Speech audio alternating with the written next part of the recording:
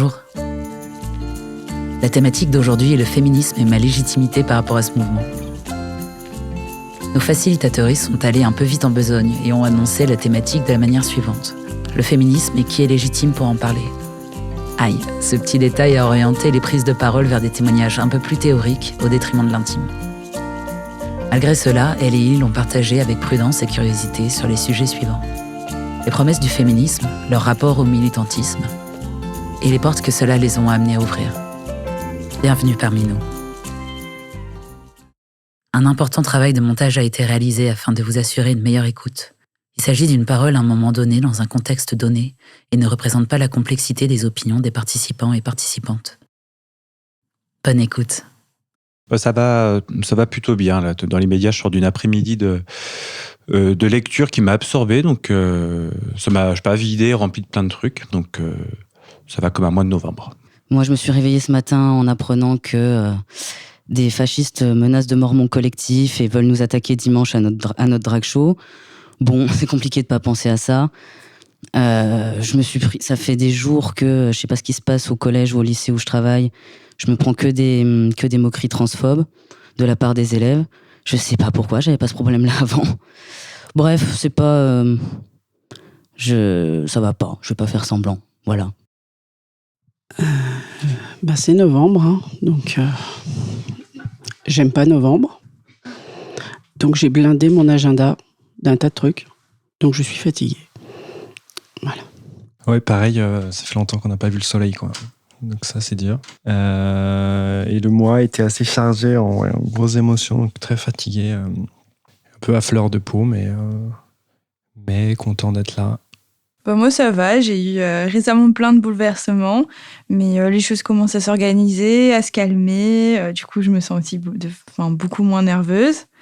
Puis là, on a fait des petits étirements qui m'ont donné un peu sommeil, donc je suis tranquille.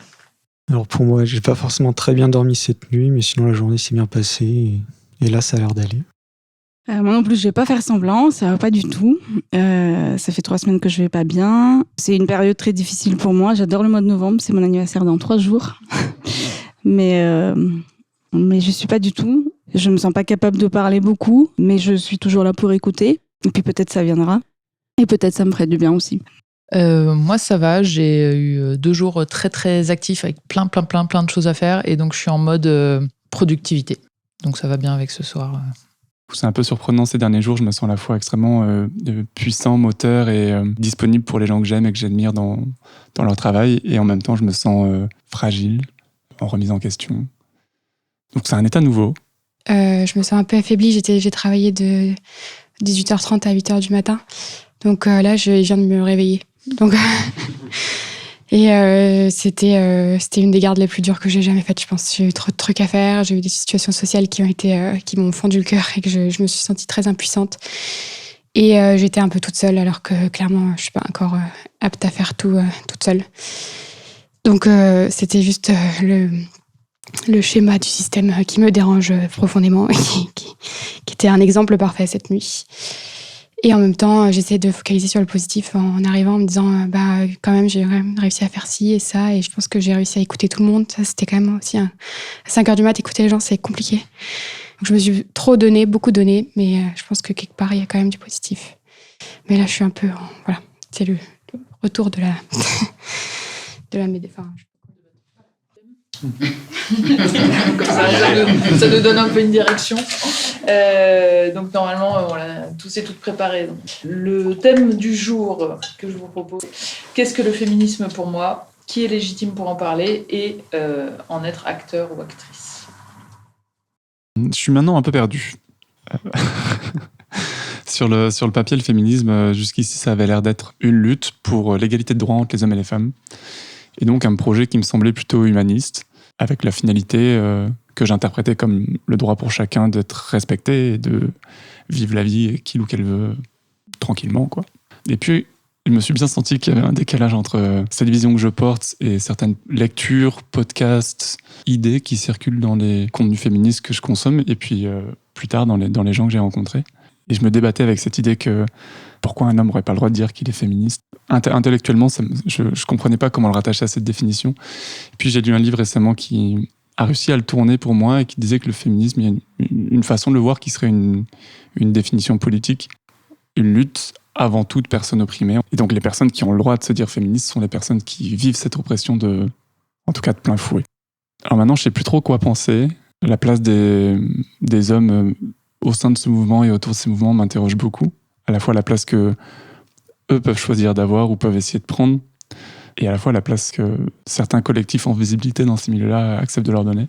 Et du coup, aujourd'hui, je ne sais plus répondre. Je crois qu'il y a deux définitions qui cohabitent et je suis un peu fatigué. Je ne sais pas si j'ai maintenant envie d'arrêter d'en parler ou si j'ai envie que ça soit la première question que je pose quand je parle à quelqu'un de sujets connexes au féminisme.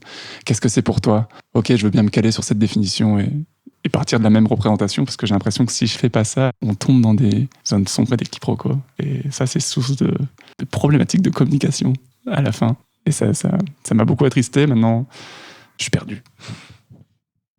Donc, dans la théorie, pour moi, c'est que tout le monde soit traité de la même façon. Après, de façon plus personnelle, c'est comme des lunettes ou une loupe qui permet de voir les rapports de domination un petit peu dans la société, que ce soit homme-femme, mais aussi voir d'autres systèmes d'oppression dont j'avais pas forcément très conscience avant, que ce soit le racisme, le validisme, la grossophobie, l'homophobie, la transphobie, etc., d'en avoir conscience de façon beaucoup plus réelle.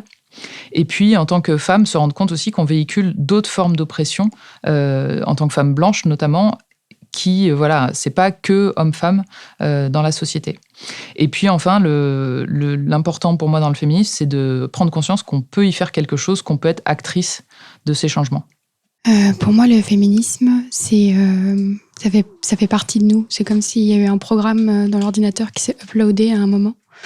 Mais j'ai l'impression que c'est un long chemin. Et que le moment où il s'est uploadé, mais pas totalement.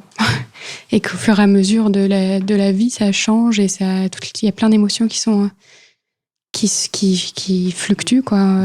Au début, je pense que quand on upload le truc, il y a de la colère un peu parce que ça met des mots sur certaines choses et je pense qu'il y a à la fois de la colère envers les autres et de la colère envers... moi, en tout cas, j'ai ressenti de la colère envers les autres mais aussi envers moi-même, de ne pas avoir été capable de le voir par moi-même et de dépendre des autres et pour s'ouvrir les yeux. Mais bon, c'est la vie. Et après, je pense que ça se transforme. Et ça, j'ai trouvé très intéressant. Et aujourd'hui, je ressens presque aucune colère, aucune haine, en tout cas en ce moment. Et donc, j'ai l'impression que ça accompagne tous les jours. Et dans tout ce qu'on fait, dans tout ce qui nous intéresse, ou toute l'analyse de plein de situations. Moi, j'ai l'impression que c'est un peu ça, le féminisme, en ce moment, pour moi. Et professionnellement, c'est intéressant aussi, parce que quand on est, vous en parliez un peu tous, quand on est dans des métiers où on écoute les gens, ça amène une grande richesse et ça permet de se rendre compte de où chacun en est encore. Mais on en parlait un peu la dernière fois, moi ça m'amène beaucoup de joie aussi, de voir dans les yeux des enfants, parfois qu'on peut juste les écouter ou mettre un mot ou quelque chose et dire, ou juste à pas avoir la même opinion que forcément les parents ou ce qu'ils ont pu entendre, et de voir la reconnaissance dans leurs yeux de quelque chose de différent. Et ça m'amène une grande joie. Et parce que la dernière fois, on se disait, mais est-ce que ça nous amène beaucoup d'émotions agréables ? Parce que c'est un long combat et parfois c'est très fatigant et très... Mais il y a aussi des choses qui sont agréables là-dedans. Franchement, je vais donner une image à la con, vous m'en voudrez pas. Hein. Mais en fait, évidemment que t'as plus la haine après t'être rendu compte de la situation d'oppression dans laquelle t'étais. Et tout simplement parce que du coup, c'est un peu comme un cheval, tant que tu lui mets des œillères et qu'il voit pas ce qui se passe autour, il est en confiance. Dès l'instant où tu lui enlèves les œillères, il est beaucoup moins en confiance. Bon, voilà, j'avais dit que ce serait une image à la con. Hein. C'est un peu ça, en fait, l'idée. C'est juste que, oui, tant que tu te rends pas compte de la situation dans laquelle t'es confortable. C'est le truc de la grotte là de Platon, je sais plus, voilà, ça date un peu dans mes exemples de philosophie de lycée, mais il y a plein d'exemples comme ça pour imager ça, mais c'est logique en fait que découle de cette nouvelle information une colère, ça, c'est logique. Après, je pense qu'on peut la dépasser aussi et aller dans d'autres directions ensuite, ça c'est une deuxième étape, mais c'est logique qu'il y ait la colère dans une première étape. C'est logique aussi que ce soit pas une priorité dans la vie de certaines personnes, le féminisme. Comme d'autres questions, en fait. Parce que dans la vie de certaines personnes, la priorité, c'est la survie. C'est savoir comment on va boucler le mois, comment on va mettre à manger, suffisamment à manger pour tout le monde sur la table ce soir. C'est savoir si tout le monde va pouvoir dormir au chaud ce soir. Enfin, il y a vraiment des personnes pour qui c'est ça la réalité de la vie, en fait. Donc se poser des questions de féminisme, ça leur passe à 10 000 et c'est normal et on va surtout pas leur en vouloir. Et c'est surtout pas la priorité d'aller leur amener ça, en fait. Je suis complètement prêt à accepter que des personnes ne se posent pas la question et que c'est même, enfin, la question se pose même pas non plus de venir leur amener ça, quoi. Moi, le féminisme, c'était un grand bouleversement dans ma vie. Donc moi, je suis une féministe post-MeToo, comme j'ai l'habitude de le dire, parce qu'avant 2018, c'est un mot que je connaissais, mais je me sentais pas forcément concernée par le courant ou la lutte. Ça vient aussi de mon histoire. Voilà, je n'ai pas vécu en France, j'ai vécu en Russie. Bref, je ne vais pas rentrer là-dedans, mais voilà, dans ma famille, il n'y avait jamais de question d'égalité homme-femme. Et après, c'est un peu comme Esteban et Marion, c'est-à-dire que ça m'a ouvert plein de portes, effectivement. Et ça a changé complètement le regard que je porte sur le monde. Donc aujourd'hui, c'est un mode de vie. Parfois, ça secoue aussi beaucoup. Parce que, comme j'ai dit, c'est un bouleversement, donc jusqu'à la vie intime. C'est pas, même si on est d'accord avec ce qu'on lit, ce qu'on entend, ça secoue, quoi. Ça secoue toutes les idées avec lesquelles on a grandi. Donc maintenant, voilà, on dit qu'il faut déconstruire tout ça, mais sauf que la déconstruction, parfois, c'est pas si simple que ça. Il faut se confronter constamment avec ce qu'on est et ce qu'on voudrait être. Aujourd'hui, c'est aussi mon travail, donc ça prend beaucoup de place dans ma vie. Parfois, c'est fatigant, tout simplement, c'est usant, quoi, parce que d'être dans une lutte permanente, de voir que on a beau faire des choses, mais il y a encore beaucoup de choses à faire et que on a l'impression de ne pas avancer. Je pense à une situation particulière, j'étais à un anniversaire et il y avait beaucoup de garçons que je connaissais pas. Le premier, il m'a sorti des trucs que je trouvais terribles. Donc j'ai essayé d'expliquer, on a eu une conversation très très longue. Et finalement, j'ai l'impression que ça a servi à rien du tout parce que chacun est resté figé sur ses positions. Alors peut-être ça a servi parce que peut-être que moi ça m'a fait réfléchir sur d'autres choses, lui aussi. Mais en tout cas, au moment clé de la conversation, c'était super lourd. Du coup, j'étais déjà assez mal. Et ensuite, le second, c'était encore pire. Et c'est allé de pire en pire avec tous les garçons de la soirée. Alors bon, je pense que c'est pas toutes les soirées comme ça et que j'ai pas eu forcément beaucoup de chance. Mais à la fin, j'étais juste super énervée. Et je trouve que c'est difficile de savoir comment faire avec ça. Et je sais plus si c'était toi qui parlais de phase ou toi. Et qu'en fait, peut-être que c'est une question de phase et que moi, j'en suis à la phase antérieure à vous. Et que j'en suis plus au moment où je me mets en colère et que ça m'énerve et que j'arrive plus à rien dire. Et que peut-être ça va passer et que je vais réussir à changer ça pour être un peu plus pédagogue. Mais pour le moment, c'est pas si évident de... J'ai l'impression de pas réussir à faire les choses, à pas réussir à expliquer ou à faire avancer quoi que ce soit. Je te rassure, Flora, tu n'es pas seule. Parce que moi aussi, je suis comme ça. Moi, je suis très admirative des personnes pédagogues comme Esteban, par exemple, qui explique... avec beaucoup de clarté et de pédagogie, et comme Manon, ma collègue aussi à la librairie. En quoi c'est problématique ce que tu es en train de dire ? Moi, je suis très vite aussi emportée par les émotions et je travaille là-dessus beaucoup. Mais c'est pas évident. Voilà, c'était juste pour te dire que tu n'es pas seule. Donc le féminisme, pareil, moi je suis un peu perdu. Je sais pas exactement ce que c'est. Mais sinon, pour prendre quelque chose de très concret, je me sens pas légitime d'en parler. Et même là, actuellement, je trouve que c'est beaucoup plus dur de prendre la parole que sur un autre sujet. Puis après, voilà, parler de mon vécu, là, c'est comme si j'avais moins de choses à partager. Ou sinon, après, moi, je peux partager peut-être comment je l'ai vécu à travers d'autres personnes, dans le sens où c'est vrai que les personnes qui se disaient très féministes, en général, ça avait surtout comme conséquence de faire des très très grands débats durant les soirées. Peut-être même de plus séparer les gens qu'autre chose. C'est vrai qu'il y a tout cet aspect. il y a cet idéal pour unir les personnes, mais ça reste quand même contre quelque chose. Et que moi, en tant qu'homme, à chaque fois, je me trouve un peu dans une position en équilibre, ennemi-allié, on sait pas trop. Enfin, voilà, c'est pas spécialement agréable. C'est vrai que des fois, je me demande juste, quand j'entends toutes les femmes qu'on parle qui disent qu'ils ont énormément de haine en elles, etc. Et je me demande si elles avaient déjà cette haine avant d'avoir autant lu, de s'être confrontées avec autant de contenu. Voilà, j'ai parlé. Alors moi, je suis dans le concret du féminisme. Comme je l'ai peut-être déjà dit des séances précédentes, j'ai été élevée avec 2 sœurs, une maman, des tantes, un papa qui est décédé très rapidement. Donc, à la fois, j'ai été élevée, je pense, dans des idées féministes, mais je ne savais pas. Et je voyais pas de différence, en fait, avec... je fais des études scientifiques, enfin, voilà. Et là, je suis en train de me séparer après 25 ans de mariage, 30 ans de relation. Et du coup, je suis en train de tout détricoter et je suis en train d'essayer de me battre pour pas trop y perdre en matière de salaire, en matière de future retraite, en matière de tout. Et là, je me le prends en plein fouet. Et donc, je me considère pas comme opprimée, mais il y a encore beaucoup de choses à faire pour l'égalité. Il va falloir commencer très très tôt à en parler et à poser les bases. Parce que quand on se retourne à 50 ans, je ne veux pas dire que c'est trop tard, mais pour certaines choses, si. Pour ma retraite, c'est trop tard.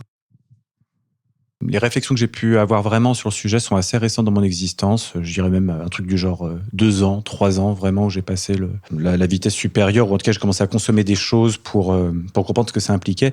Je pense qu'auparavant, c'était une espèce pour moi, de mot un peu conventionnel. Bon, c'est comme dire je suis humaniste, qui aime pas l'humain, quoi. Donc voilà, pour moi, être féministe, c'est être vaguement pour l'égalité homme-femme.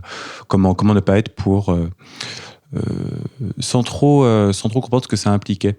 Bon, petit à petit, d'abord des rencontres, des conversations, où je pense que j'ai dit toutes les conneries possibles d'ailleurs. Aujourd'hui, pour moi, le féminisme, voilà, ça concerne un rapport de domination entre 2 catégories de personnes, des hommes et des femmes. Donc une lutte pour l'émancipation d'un des groupes-là, celui des femmes.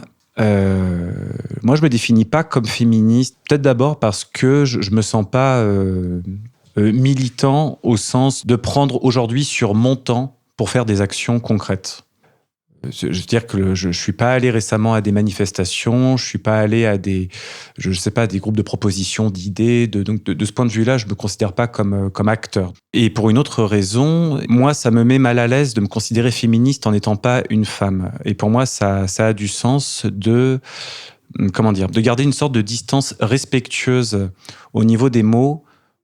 Peut-être dans le souci de pas, et ça serait pas volontaire, mais de pas m'accaparer une lutte qui n'est pas la mienne, de pas couvrir de ma parole, une parole qui n'est pas neutre, qui est une parole d'homme, la parole d'autres personnes que justement on commence à entendre davantage depuis peut-être pas si longtemps. Voilà. Et enfin, une dernière chose, c'est que pour moi, ça comporte des promesses, la lutte féministe. Et moi, je me sens très concerné en tant qu'homme. En ce qui concerne la gestion de mes émotions, le rapport à ma virilité, mon rapport aux femmes, mon rapport à la façon dont j'occupe l'espace, mon rapport aux violences dont forcément je continue quelque part d'être le véhicule, ne serait-ce qu'inconsciemment. Donc j'attends beaucoup de choses de la lutte féministe. Et voilà, de mon côté, je trouve que ça a du sens que ça soit... de pas m'inclure en plein là-dedans, c'est-à-dire que ça me concerne, mais il y a une inégalité de base, ça parle de ça. Et voilà, je m'arrête ici. Sur la question de la légitimité pour en parler, je vais le dire très honnêtement, elle m'emmerde cette question, elle m'emmerde profondément parce que j'en suis à un stade de ma réflexion politique où ça fait plus sens pour moi de se poser la question de la légitimité. J'en ai un peu marre qu'on se pose tout le temps la question, en fait qu'on recentre toujours le débat sur l'identité, sur l'individu, sur le fond du message qui est porté m'intéresse plus que de savoir qui le porte. Franchement, je préfère entendre un mec cis blanc hétéro parler correctement de féminisme qu'une meuf transphobe, enfin franchement, ou qu'une meuf qui est contre l'avortement, enfin. Enfin voilà, je m'intéresse de plus en plus au message qui est porté et de ce qui peut rassembler dans ce message et recréer une conscience d'appartenance collective au-delà des identités individuelles. Voilà, j'ai parlé. La question de la légitimité, elle est importante pour moi parce que c'est pas une question théorique. Je sais que mes groupes de parole féministes dans la librairie féministe à Lyon, je sais que par certaines personnes, il a été comme censuré. Je sais qu'il y a des personnes qui ont choisi de pas envoyer du monde là ou qui ont choisi d'en parler en mal, d'y donner dans une certaine mesure une mauvaise publicité parce que je suis un homme cis-het. Aujourd'hui, je me pose des questions sur mes activités militantes, renoncer à cette partie de moi d'affirmation, de soin, de prendre soin des autres, mais aussi de participer à ce débat d'idées. De mettre mes ressources au service d'une lutte qui me donne envie. Voilà. Mais je trouve ça dommage. Enfin, c'est une application concrète pour moi aujourd'hui qui rejoint un peu ce que tu disais, Rosa, sur la fatigue, je pense, dans une autre mesure. J'ai parlé. Je voulais rebondir sur le fait d'être acteur vraiment du changement, quoi. Peut-être pour pouvoir se revendiquer d'une lutte. Peut-être effectivement que c'est un critère intéressant. Plus intéressant que l'identité de la personne, en tout cas, à mon sens. Et sur la question de la fatigue, je peux que comprendre à quel point ça peut être fatigant. Pour moi, en tout cas, j'ai pas le choix, en fait. La question se pose pas. Je suis fatiguée, mais j'ai pas le choix quand même. Je suis fatiguée, mais je dois quand même lutter. Enfin, c'est une question de survie. Donc, ouais, je suis fatiguée, mais si j'arrête de me battre, je meurs, en fait. Donc bon, fatigué pour fatiguer, allons-y, Alonso. Pardon. Pour certaines personnes, parfois, j'ai l'impression qu'il y a aussi le fait d'utiliser l'excuse de la fatigue pour rester dans une zone de confort. Et ça, j'ai un peu plus de mal à l'accepter parce que c'est un privilège, c'est un putain de luxe de pouvoir se dire tiens, je suis fatigué, je vais rester dans une petite zone de confort, moi, parce que j'ai le choix. Bon, tant mieux. Il y en a qui l'ont pas. Donc ouais, peut-être que la question d'être acteur est intéressante comme critère pour pouvoir se revendiquer d'une lutte. Je suis vraiment perdu sur mon identification. C'est pour ça que ce groupe, il m'intéresse aussi. C'est-à-dire, moi, en tant qu'homme, où est-ce que je me place là-dedans? Moi, je suis psychologue clinicien. J'ai pris une énorme claque dans la gueule il y a 3 ans en démarrant dans une clinique psychiatrique à Lyon. J'avais un service et je constate que 3/4 de mes patientes, ce que j'entends, c'est inceste, agression sexuelle, incestuelle. Je tombe des nues. Ça fait écho à des choses que j'ai appris sur le tard dans mon histoire familiale. C'est là, moi, que je me mets à me documenter pas mal. Et puis à réfléchir à moi, en tant qu'homme, voilà. J'essaye de réfléchir avec mes patients sur toutes les formes de domination qui s'exercent sur eux, que ce soit des relations d'emprise, perverses, aussi économiques, et donc féministes. Je sens que quand je fais ça dans mon travail, alors ça a beaucoup de sens pour moi, je pense que je répare des choses de mon histoire, je pense que je tire de grands bénéfices narcissiques de ça, parce que ça correspond à la vision que j'ai d'être un bon psychologue, d'être d'un côté de la barrière qui me semble être le meilleur vis-à-vis de mes valeurs. Mais j'y perds pas beaucoup dans cette affaire-là. Je veux dire... Moi, quand je fais ça avec mes patients, j'ai une certaine somme d'argent après qui me permet de vivre. Ça fait partie de mon temps de travail. Je prends pas sur mon week-end. Alors, je dis ça, je vais pas me complaire là-dedans. À moi de prendre sur mon week-end si je veux. Enfin, je vais pas demander aux autres de pleurer parce que je prends pas sur mon week-end. Mais moi, c'est ça qui fait que factuellement aujourd'hui, j'ai du mal à me dire militant. Je m'entends parler, je me dis, c'est bizarre, est-ce que pour être militant, il faut forcément qu'il y ait une forme de sacrificiel, de coût? Est-ce que du coup, on s'évaluerait les uns les autres en fonction de « et toi, ça t'a coûté quoi ?» Ça me semblerait absurde. Mais j'ai l'impression que dans mon ressenti, qui est peut-être tout à fait irrationnel, il y a quelque chose de cet ordre-là. Donc, voilà, petite autocritique. Ça te paraît absurde? Pourtant, c'est tellement le cas. C'est tellement le cas que les militants se comparent sur leur valeur vertueuse en tant que militants. Il y a tellement un truc de « je suis meilleur que toi » qui m'énerve au plus haut point, qui est totalement contre-productif. C'est tellement présent. Et moi, c'est ce contre quoi je me bats aussi. En fait, je suis tellement fatiguée parce que non seulement je dois me battre pour exister, et en plus, je dois me battre contre les militants de mon propre milieu pour qu'ils arrêtent d'être dans un concours de qui est le meilleur militant, qui a le plus de badges d'oppression pour être le plus légitime à s'exprimer. C'est bon. À un moment donné, j'ai envie de dire, on s'en fout. Vraiment, je veux pas savoir combien t'as de badges d'oppression pour savoir si t'es plus légitime que moi à parler, pour savoir si t'es un meilleur militant que moi. C'est pas ça qui m'intéresse, quoi. Ça m'agace. C'est en train de gangréner nos milieux militants et Et c'est totalement absurde, comme tu le dis si bien. Par le fait de mon métier, où je revendique mon engagement haut et fort dans les librairies, sur les réseaux, etc. Donc forcément, je m'expose à une critique. Donc il faut faire attention au moindre mot, au moindre geste, à tout quoi. Et en fait, aujourd'hui, c'est parfois je doute de moi-même et ça m'énerve. Je pense quelque chose et je commence à douter en fait. Est-ce que ce que je pense, est-ce que c'est parfois j'ai besoin d'être d'entendre une autre féministe ou une militante de dire ça d'entendre dire ça pour dire ah bah oui, ça me rassure.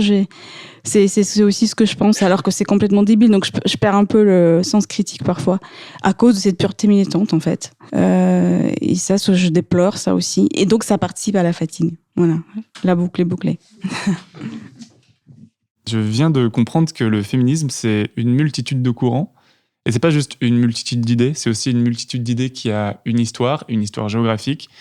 A priori, d'après quelqu'un qui a fait un master en études de genre et qui milite depuis longtemps. La misandrie politique, ça serait une idée et un courant très puissant en France, plus que dans d'autres pays. Et moi, ce qui m'a fait du bien et ce qui fait que... La misandrie politique, c'est juste revendiquer que moi, je déteste les hommes.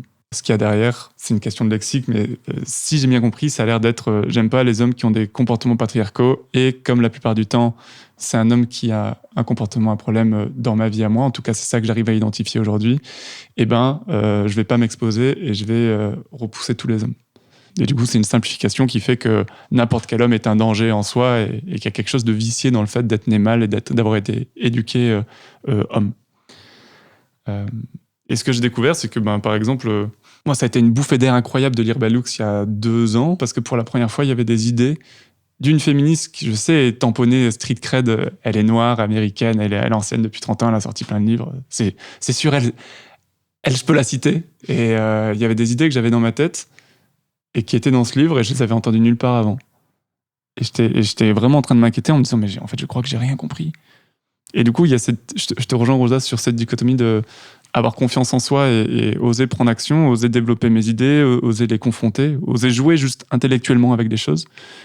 Et la peur d'être hermétique et de plus me remettre en question et en fait d'avoir tout faux. Et peut-être que j'ai plus tendance encore à donner de la parole aux autres, la priorité sur leurs pensées que comme mienne.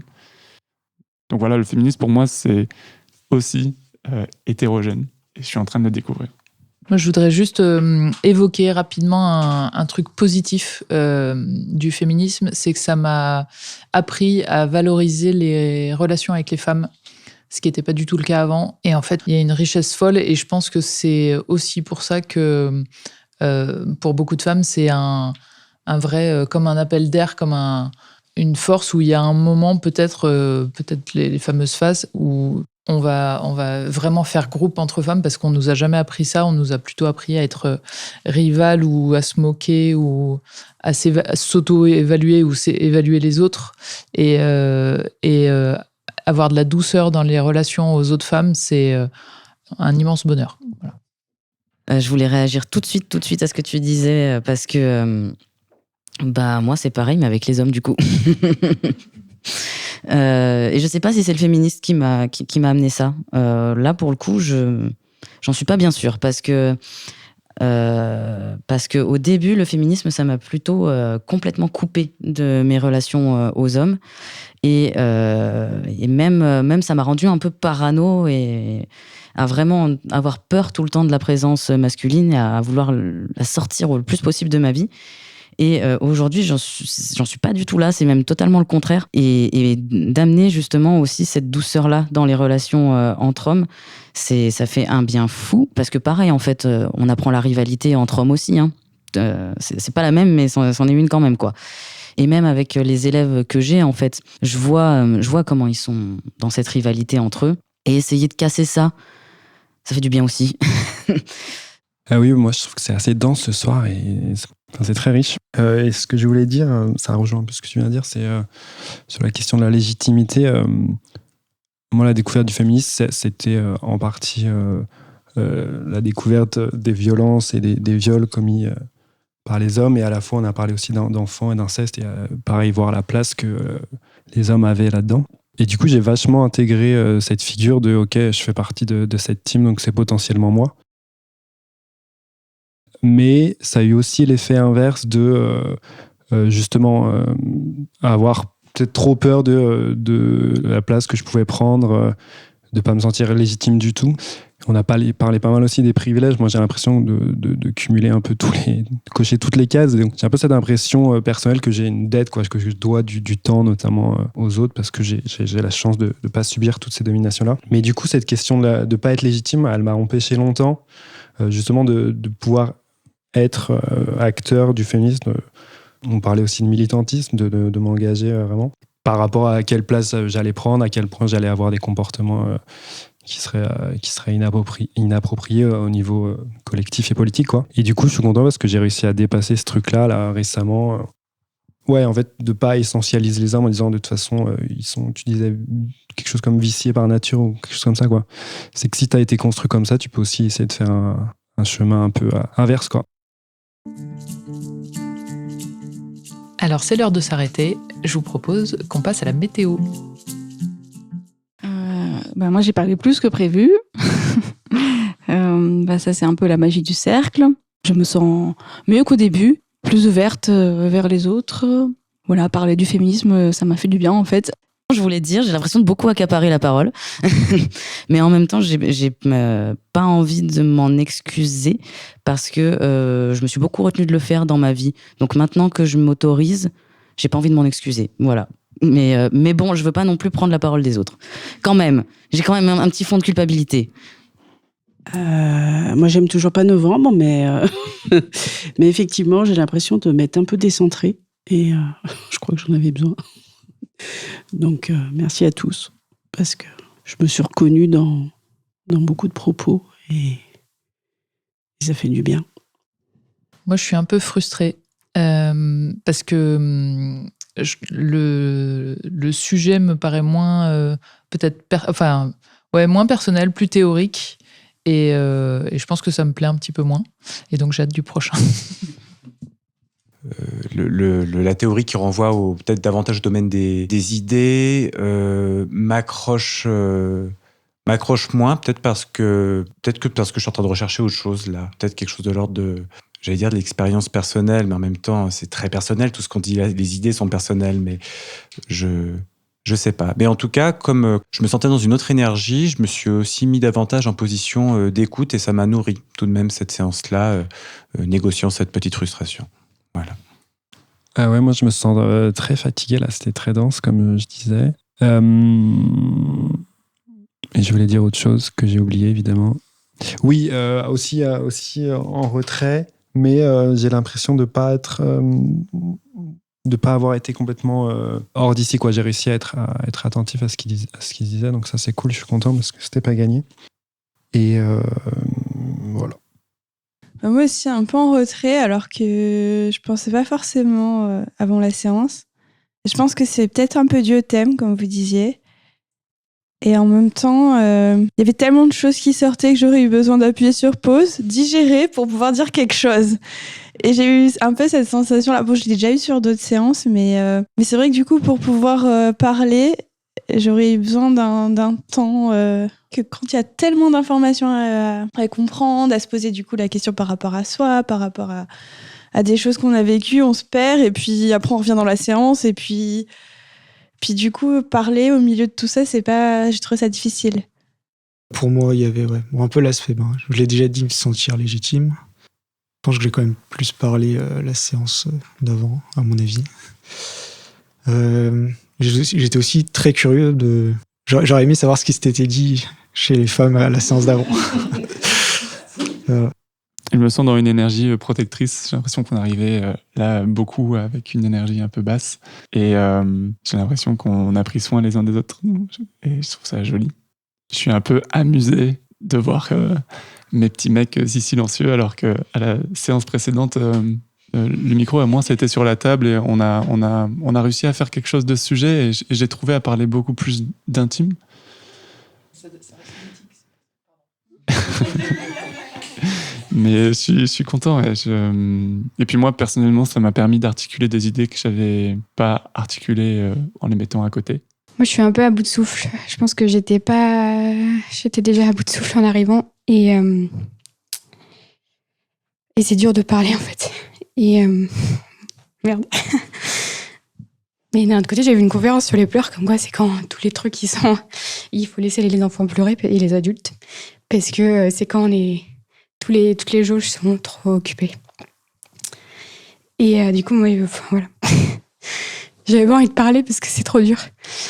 Et j'aurais pas dû... bref. Je suis pas désolée, mais...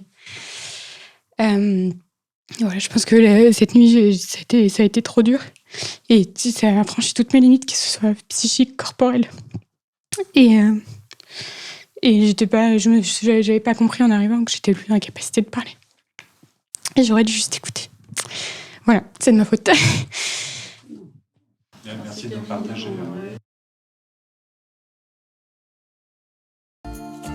Un cercle de parole, c'est aussi des moments de vulnérabilité et d'accueil. Merci à nos participantes et participants d'avoir su se faire confiance, d'avoir osé se montrer. Ainsi se conclut la thématique « Le féminisme et ma légitimité par rapport à ce mouvement ». Quant à nous, nous nous retrouverons au prochain épisode pour découvrir la 3e et dernière thématique, celle des dissonances cognitives. Vous voyez, ces conflits entre nos pensées, nos valeurs et nos actions. Si le podcast vous plaît, parlez-en autour de vous. On vous souhaite que cela crée des discussions intéressantes. À bientôt.